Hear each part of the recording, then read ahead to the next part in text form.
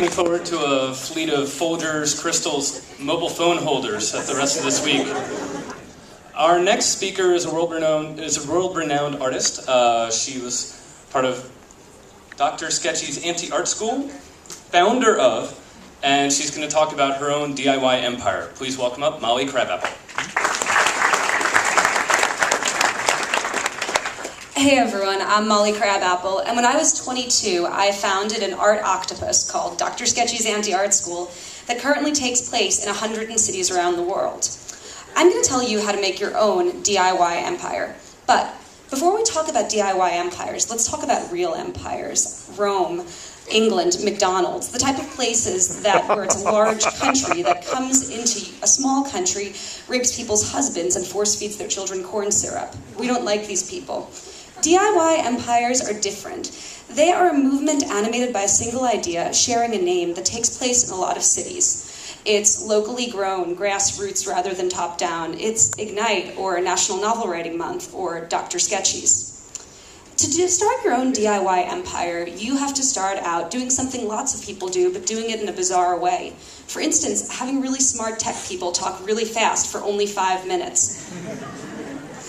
Or doing what I did, taking life drawing classes, which are like gym for artists, but instead of having unemployed, out-of-work actors, having stunning hot girls and boys of the demi-monde. When I was in school, I worked as an artist model, and the classes were really educational, but they were kind of grim. So I created my first Dr. Sketchy's event.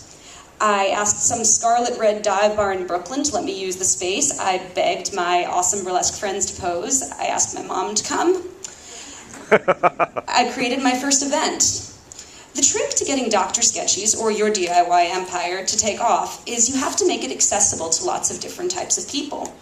If one is a glittering drag queen or fetish model, they can pose for Sketchy's. If they're a twitchy weirdo who likes to draw comics, they can attend. After our first session, we befouled the intrawebs with our awesome pictures. When you're competing in the Facebook generation, you have to play on people's envy and make them wish that they had attended your event.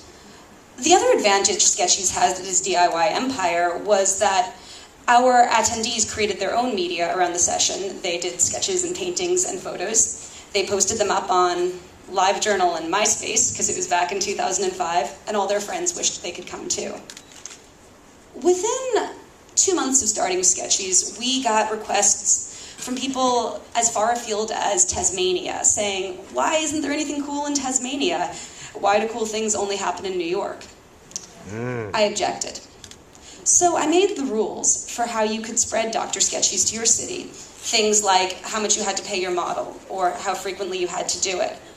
But, and this is important for your DIY empire, you also want to make a unique vision of the world, an animating truth that's going to bring together all of your outposts. Mine was that models are muse goddesses, and we should worship them as such.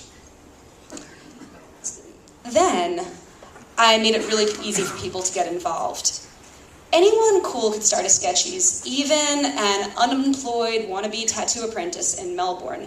She became my most awesome branch. I set the parameters for starting, made an easy form, and from there it spread.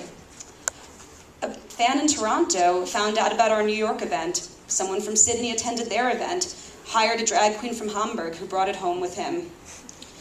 Eventually, and rather quickly, we spread beyond the legions of people who speak English and wear skinny pants. We're currently celebrating the Chilean bicentennial in Santiago, and also invading another country I've never been to, Second Life. They have their own Sketchy's.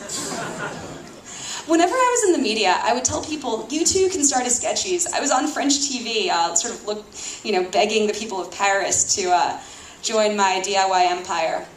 I also, to kind of spread the legend, engaged in quasi-legal stunts, like flash mobs in the middle of Times Square with my model dressed as a sexy pigeon. But once you get to that point where you have 100 branches around the world, the question becomes, what do you do now? You can use your money to build libraries in Nepal like NaNoWriMo. You can simply pursue groupies and adulation. or you can do the very last refuge of a true scoundrel. Book deal. It's my co-founder. However, I would caution you, please remember your DIY empire does suffer from the same one true Achilles heel of all empires. Don't try to invade Russia in the winter. Thanks, guys. You can follow me on Twitter at mollycrabapple.com.